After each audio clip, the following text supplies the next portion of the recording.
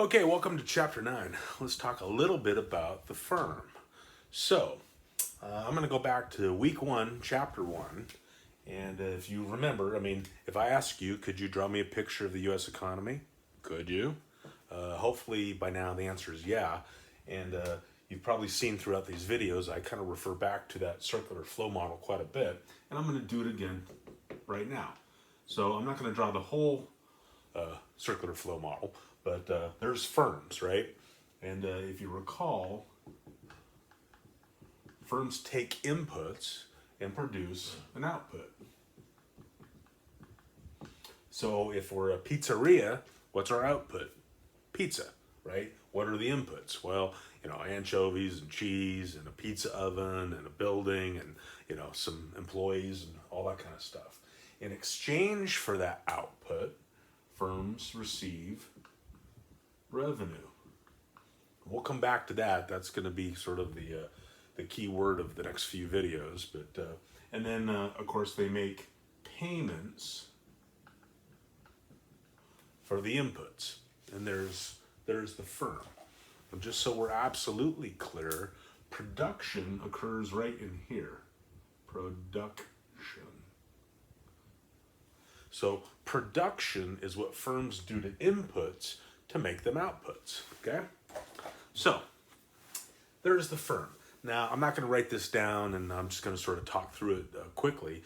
I could do a whole lecture. Hell, I could do a whole class on the firm, the structure of the firm, how firms are organized, the roles that firms play, yada, da, da, da, da, da. But just suffice it to say that firms can be organized a couple of different ways, right? If you own the firm outright by yourself, that's a sole proprietorship. The good thing about the sole proprietorship is the goal of every firm is to maximize profit. Write that down.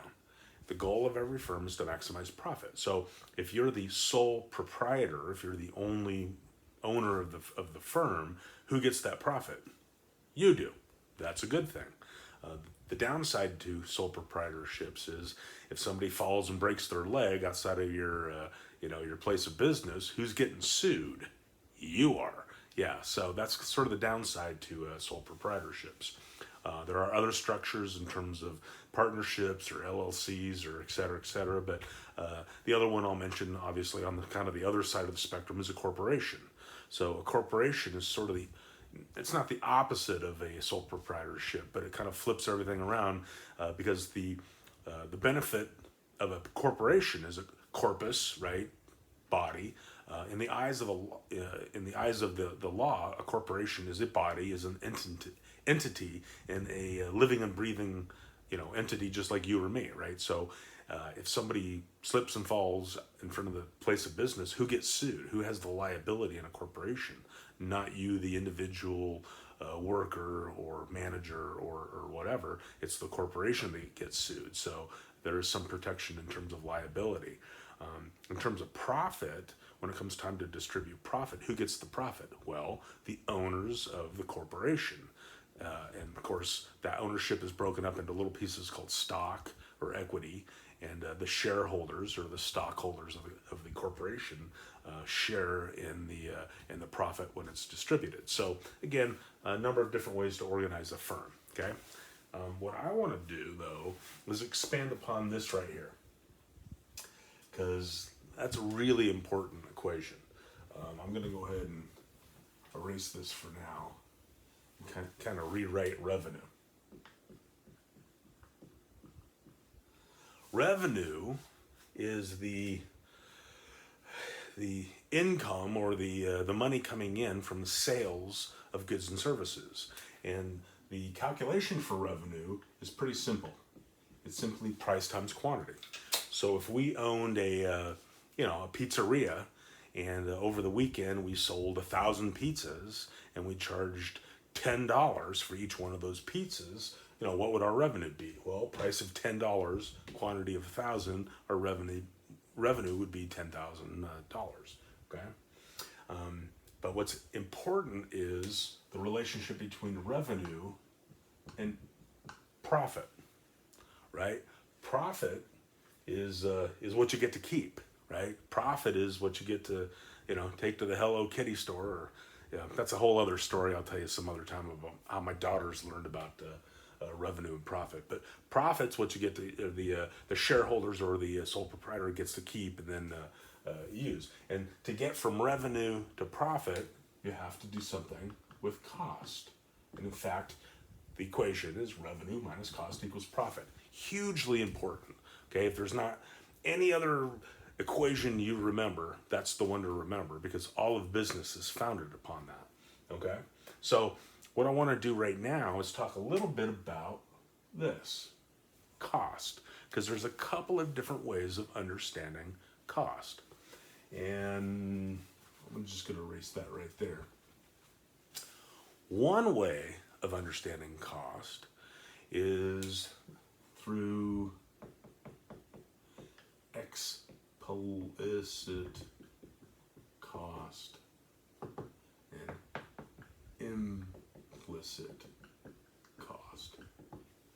Okay, so what is the definition of an explicit cost? Well, if you refer back to that diagram I just erased, an explicit cost is any outlay of cash that a firm makes. Specifically, remember the payments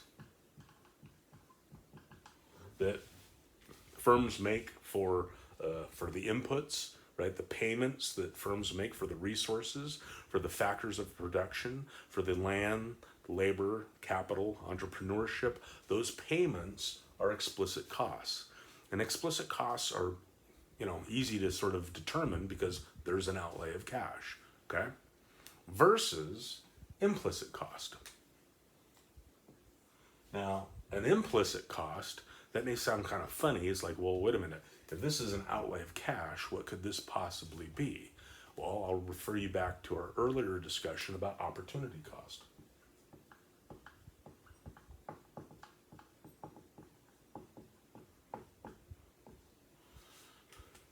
Explicit costs are nothing more than opportunity costs.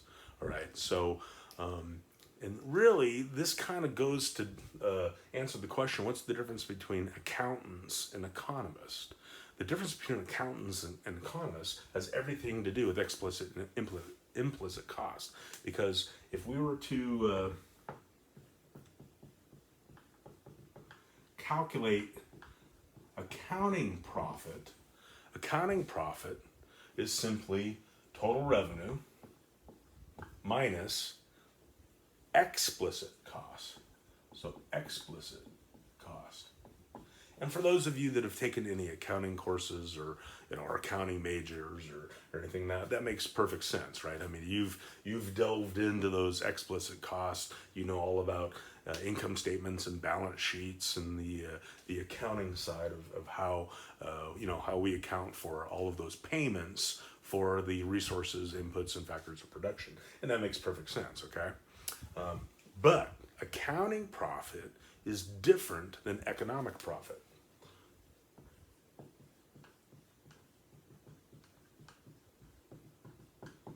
Economic profit accounts, just like accounting profit, revenue minus explicit costs, okay? But for economic profit, you also have to account for or subtract out implicit cost. I don't know if it's kind of hard to see, but yeah, you have to account for opportunity costs. And that's the difference, the main difference between accountants and economists. Accountants don't care about opportunity costs. They don't care about what was forgone or the highest value of what was not chosen. They only care about, dollars and cents and income in and, dollars going in, dollars coming out. Versus economists who do account for opportunity costs, do account for the highest value of a decision not made or foregone, and that's the main difference. And it would be helpful to know this in the coming weeks as we talk about different what we're going to do, and just to give you a little glimpse into the future. The next several videos and chapters are going to deal with mainly 4 market conditions that every firm may find themselves operating in, and 4 profit conditions that every firm may or may not find themselves operating in. And so this is sort of a build-up to that. Okay, so I'll stop the video now, and then we'll come back and talk about the other way that we account for cost.